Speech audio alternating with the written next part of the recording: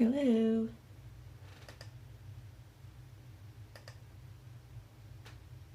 How's everyone doing?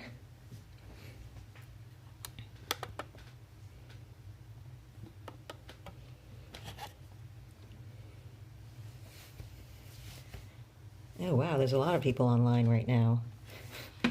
Maybe I should change my timing for live sessions to Mondays. Monday during the daytime. Oh, or is it because today's President Day? Oh, anyway. Hi everyone. So glad to see you all. Is Lisa here yet? So I'm going live right now because one of my patrons had a question about some of these brushes that I've got. These are Tracy Lebenzon's handmade brushes. And these are specifically the goat hair slash synthetic blends. They're super cool brushes. They're among my favorite that he makes. So the black hair, that's the goat hair, and the white is kind of synthetic. And they're really neat because the synthetic tip is what gives it this super fine point, while the goat hair at the back of the brush gives it a lot of ability to hold liquid and pigment. So let me get a standard round brush. So here's a standard round, size 4, I believe. No, this is size 2. Size 2 Series 7 Kolinsky Sable brush. And when it's wet, the tip of this thing looks like that, which is great for, let me see, like a nice even line width, and it has a nice point so that you can get fine things like that, but with a fair amount of control too, because the Kolinsky Sable is pretty nice and springy. So it's one of my favorite kinds of brushes to work with, especially when I'm doing my standard like rendered detailed stuff. Whereas these are a bit more of a specialty thing for specific situations, but I really enjoy them because of this long trailing tip and the ability to hold a lot of liquid. It has this beautiful expressive line that you can get with it. Now, sorry if I miss questions that are being asked in the chat, because Instagram is being kind of funky right now and it's not letting me see on my computer screen, so I'm having to kind of peek over the edge of my phone as I'm doing this recording. So if I missed your question, feel free to ask it again a second time, and when I post this video later on to my IGTV, you can always ask it in the questions there as well, and I will respond in the message chat there. Okay, so let's see. Let me show you again. So this is with a standard round brush, right? I'm using this cold press paper. I should have found some hot press, but I'll deal with this. Versus this one over here. So this is the 1-inch small. So you see how much liquid it holds there, and then the ability to really trail off into these thin lines. And I can keep going because, like I said, it just holds. It holds a lot in those goat hairs. One of the other cool things about the brushes that Tracy makes is that he really tries for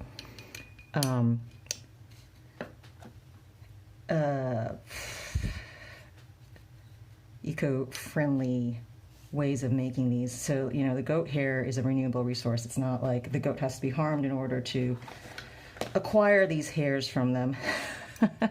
So I know that's really an important thing to a lot of people.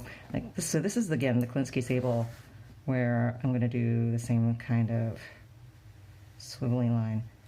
And I guess with this cold press paper, I guess it's just not, because it's not holding as much liquid, I'm getting a lot of skipping over the surface of my cold press. I'm trying to make it a smooth line, but I'm not achieving that.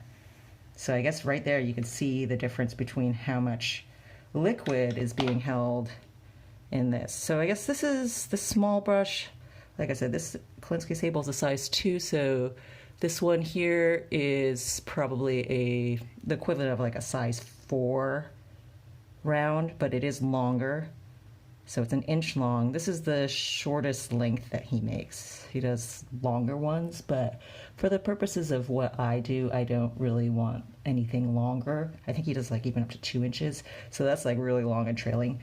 But I like to have a little bit more control even when I'm doing this kind of stuff, you know?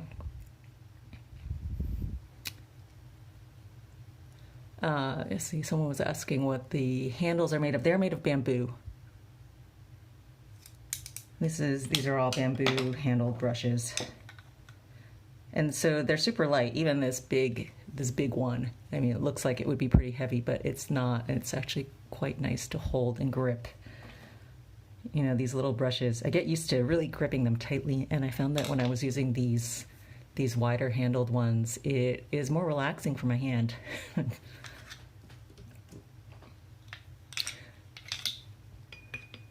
So let me show you with the bigger one. So once again, I will link Tracy's Instagram here at the end when I'm done and I post this video to my IGTV. Where can you get these? Yeah, I'm in the middle of saying that right now. I will be posting it to the description of this video once I archive it later. So you can click on it there. But it is Lebenzon Paintbrushes, I believe, is his Instagram. And I will have a link so that you can just click on that pretty easily.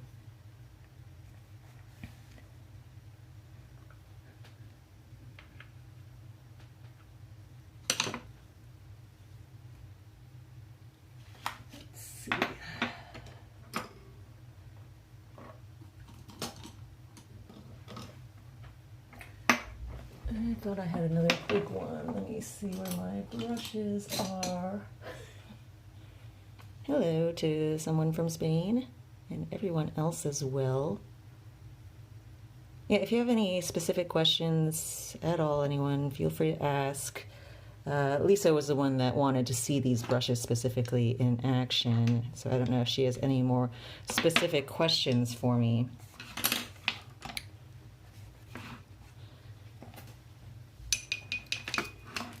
But let's see, let's just kind of play around with this stuff now.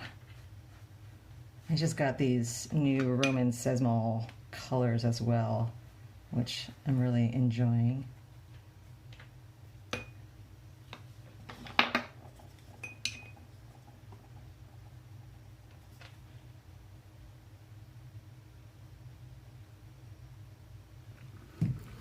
me slide this up.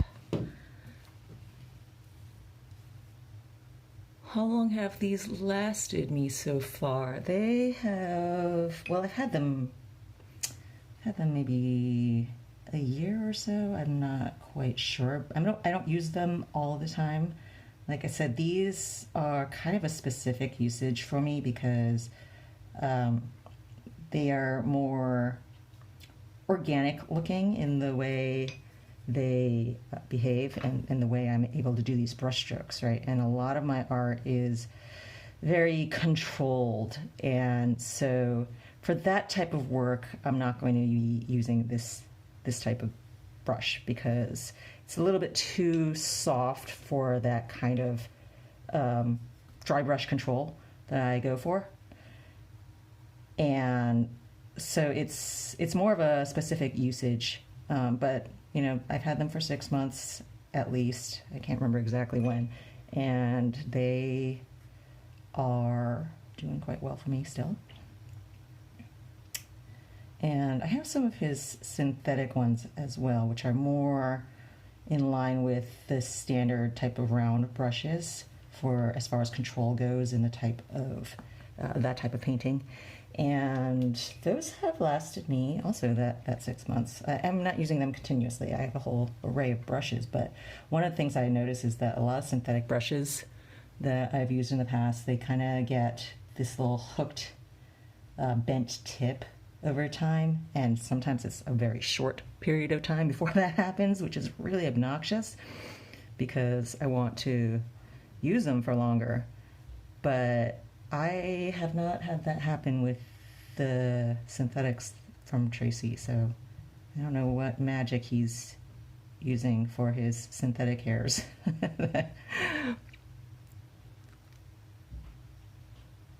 The middle size one. So yeah, this was the one. This one right now I'm using is the medium size.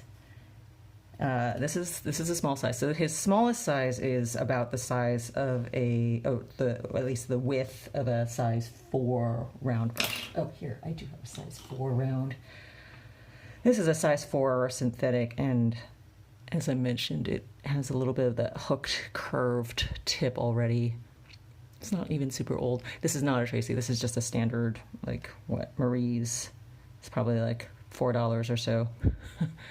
But yeah, you can see like the width of it is about the size of his small one versus the medium, which I'd say is like a size 8 or so. But they just hold a lot more liquid while at the same time allowing you to do this really wispy, gorgeous traily stuff.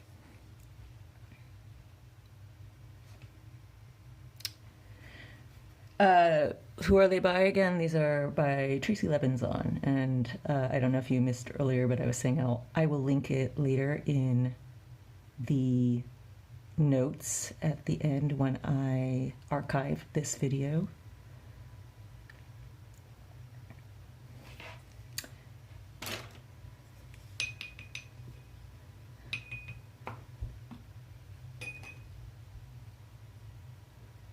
How do I find my subjects? Usually there's a lot of thought and pre-preparation work that leads up to, especially my larger paintings. So something like this right now, this is completely spur of the moment. I'm just messing around. I'm just playing with colors. I'm just looking at what colors I have here and picking something that looks pretty and dropping it wet on wet in here. Purely for the fun of it.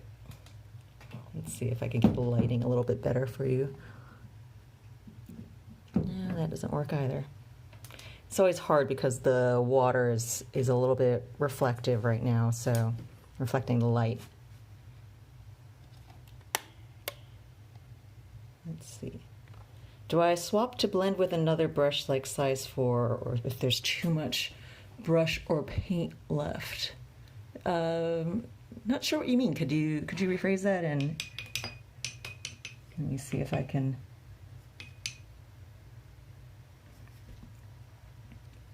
Yeah, so for this kind of loose, flowy work, these are excellent, and I really enjoy them for that purpose. They remind me of, I used to do Chinese traditional Sumi painting very, very, very long ago, and very, very briefly. I was pretty young. My mom was, I was probably 10 years old. My mom was taking me to the house of this Chinese woman that she knew who taught art to neighborhood kids. And most of the kids, she was just showing them, she basically had these how-to books from Michael's and just had them copy drawing from these. But she saw that I was more interested than these other kids who were kind of looking at it as, Mom just tossed me here to get me out of her hair and I'm bored and I just want to spend this hour quickly. and she noticed that, I enjoyed the art. And so she gave me this supply list of Chinese traditional brushes and paper, the rice paper and everything, and the ink grinding stone, and sent us off to acquire these. Fortunately, I live in the Bay Area, and so in Chinatown we were able to find this list of items from her, and among them were all these specific types of hair bamboo brushes. And one of those was this brush that I really liked, and it was just amazing, for the same reasons that I'm enjoying this brush, for its ability to hold liquid while at the same time do these super fine lines. You can practically sketch with these, with the tip of them. And I think I used that brush for like 10 years before I finally lost it, and I was never able to replace it, because whenever I bought bamboo brushes after that, they always seemed, they were lacking. They either didn't have the springiness, or else they were cheaply made and the hairs just kind of fell out quickly over time, or things like that. So I was really happy to find these seem to have exactly that kind of quality that I used to love in that particular bamboo Chinese brush, and that I've never been able to find elsewhere again until now.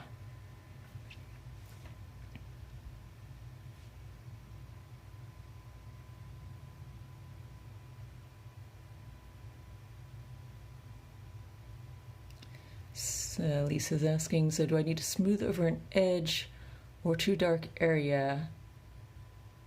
And you've just loaded this brush up. Do you swap out to a normal brush not to waste the loaded paint on your Tracy's brush? No, not really. I mean, when I'm doing painting like this, I just kind of use it the whole time. I don't really bother to swap out. And in fact, like the medium one is kind of really all-purpose, because as I said, I can achieve these super fine wispy lines while at the same time doing these really lush, juicy, loaded brush strokes as well.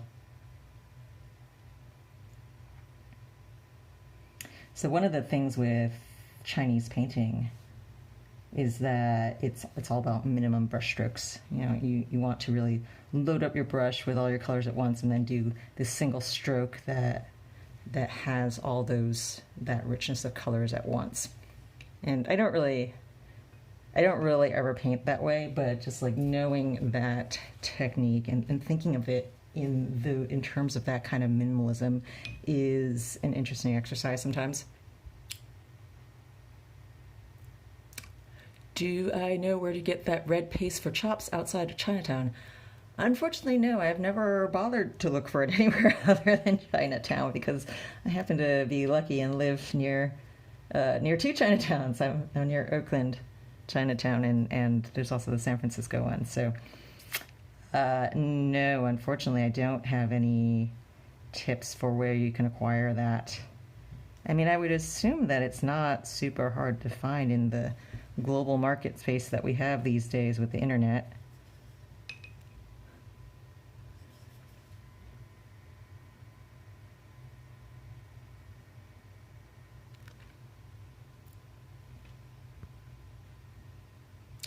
Am I working on anything new right now?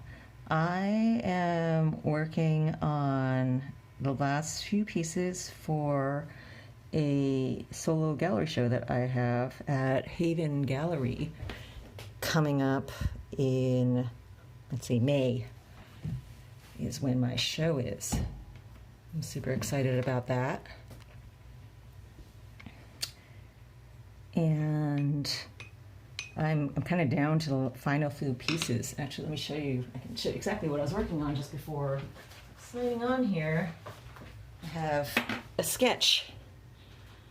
So this is one of the, I have time for like one or two more pieces before I have to kind of wrap up the lineup that I've got for a show. So that's a design for a piece I have in mind. So it came from an earlier sketch that I had, but I want to do it in a round format instead. So I'm scribbling around with thumbnail sketches and figuring out what I'm doing with it. Whispering Wild says that they might be exhibiting at Haven too. I really love Haven. Erica's great. I've been showing with her now for, I guess, like 4 years or something. I think this is going to be my third solo show there. She's really awesome. She's great. And it's such a neat little gallery. If you are lucky enough to be able to have your show in pandemic is under control, I highly recommend that you go and check it out and go there for the openings.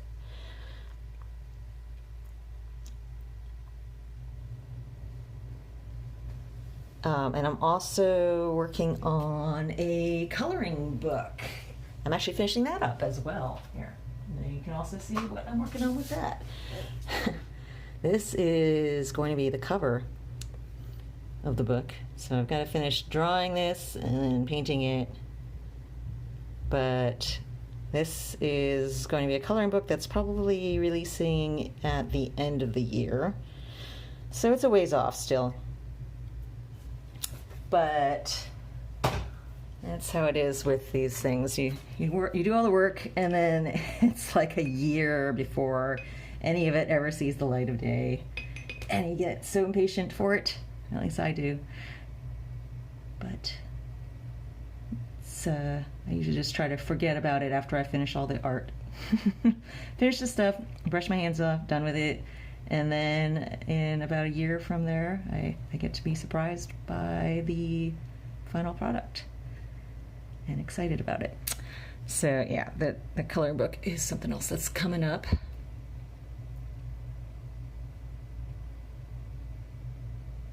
So that's mainly the things that I have been working on.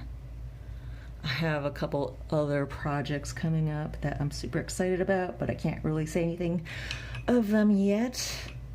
Soon enough.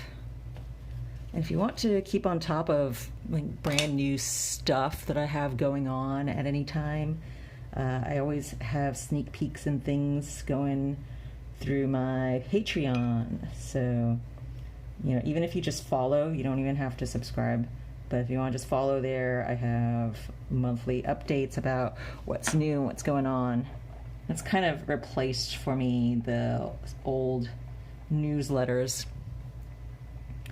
It's just an easier format to deal with. Ooh, I know what I want to do for the center of these flowers.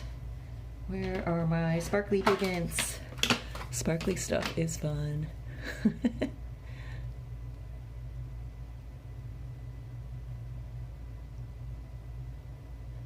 Look at the Cloud says that they purchased my tarot deck after seeing my poster for the OUSD Science Fair. Oh, yay! All right, you have a kid in OUSD? That was a fun poster to do.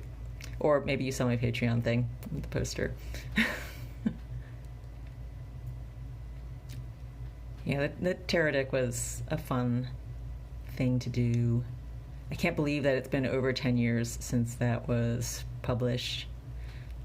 I kind of want to do a second either Oracle deck or tarot, but still haven't really gotten around to that. So many things that I want to do.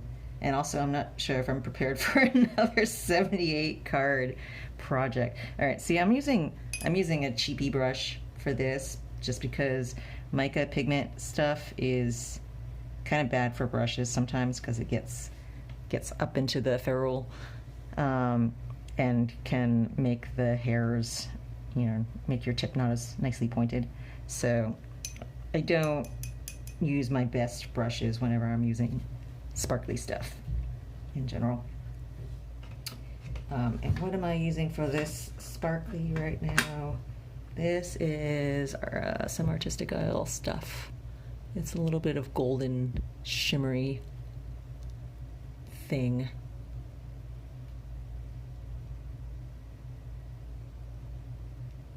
And yeah, these are these are definitely kind of fun things to use. I don't use them as much for my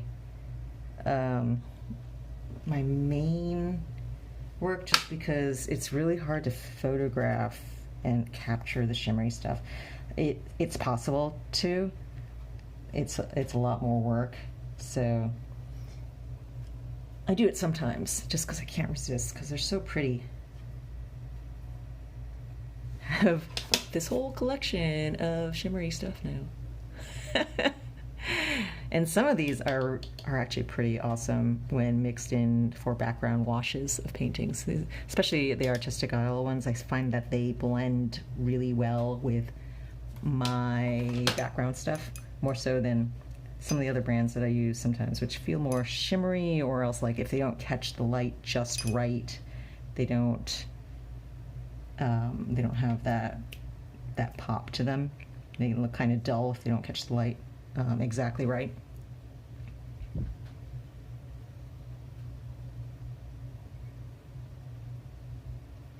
And what is that brand? Oh, so those were Artistic Isle. They're another handcrafted little thing. Artistic Isle watercolors is her Instagram. And once again, that will be linked at the end when I'm done with this in the notes for this in my IGTV. So yeah, any of this stuff that you see me using or that I've talked about here, I will put links to them at the end.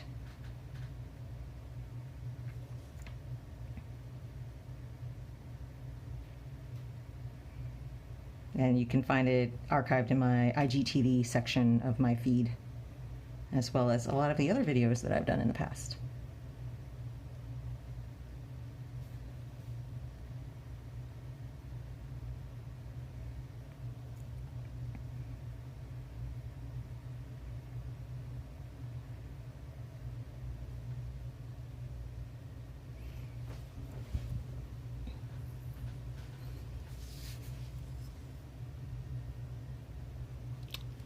Saren's song says, I like the way Artistic Isle granulates and breaks up in washes, makes really neat effects. Yeah, me too. Hexcelenta says, I've been learning so much about from your How to Paint books. They are such good books. Thank you.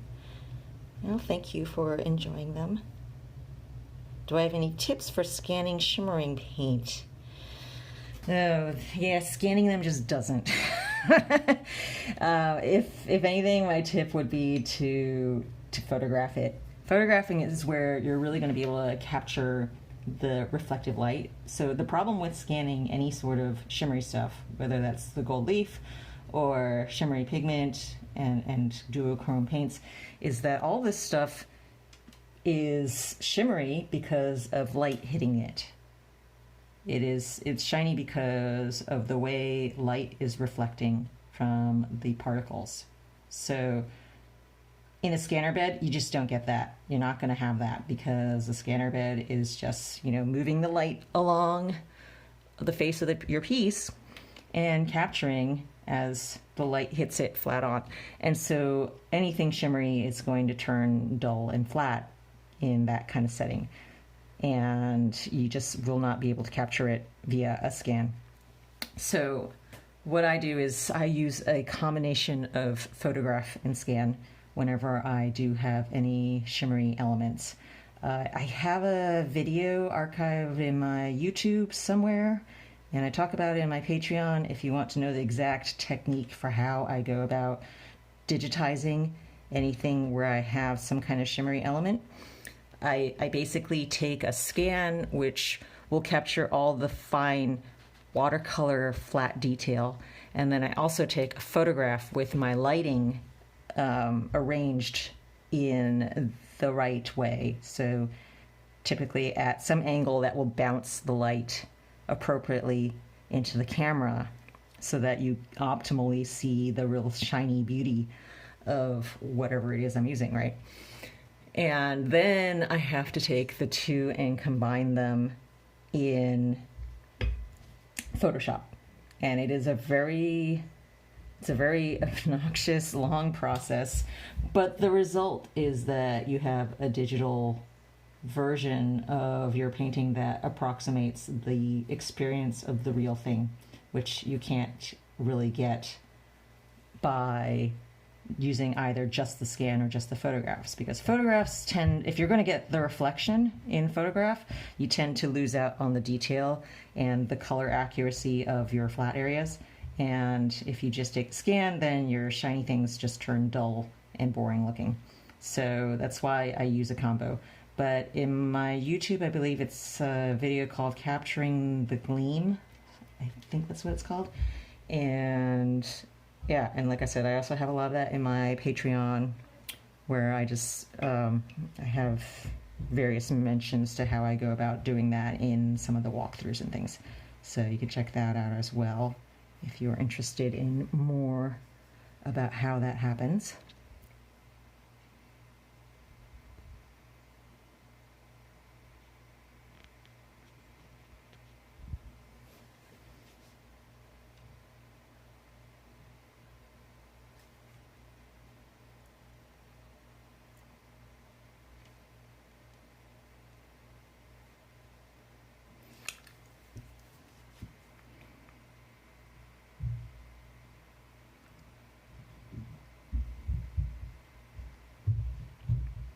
Oh yeah, and I forgot to mention that if anyone does go for any of Tracy's brushes, he offers a 10% discount if you use the code Stephanie when you check out.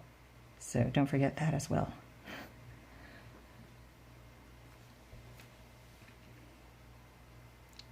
What's the best light to paint in?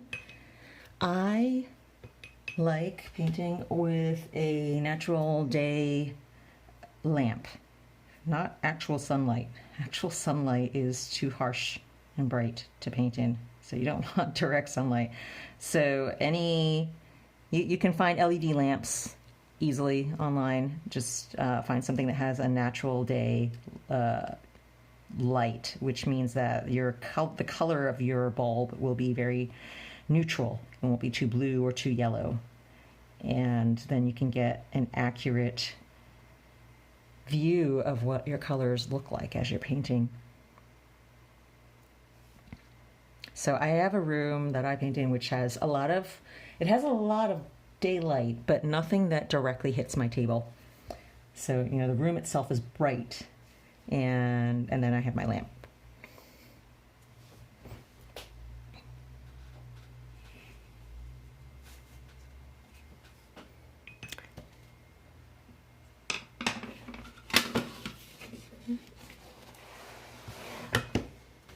So here we go.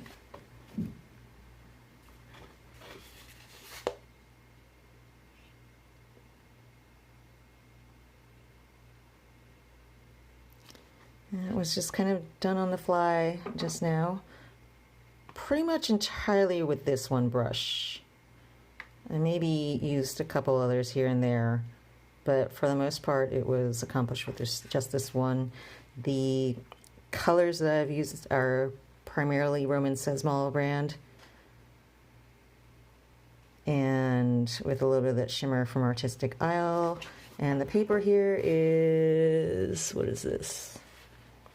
It's Arches cold press, which is not generally my favorite, but it was what I had on hand here. And I just grabbed some paper to do this little demo. Have I shared the process of how and why I compose my painting? Yeah, I do a lot of that in my Patreon. I do a lot of talking about that in the walkthroughs and stuff. I'm about to close up this video right now, but hold on to that question and I can talk about it some more next time I do another live session if you'd like. I'd be happy to explore more about my compositional choices and things and how I come up with ideas and things. But thank you so much for joining me, and thank you, Felisa, for asking this question and for giving me a chance to show this stuff and play with this. And if anyone ever has any questions that you want me to talk about while in a live session, and I'm not actually live at the moment, feel free to send me a note and make a request. Thank you again, everyone, for joining, and this is all going to be archived in my IGTV. Thank you. Bye.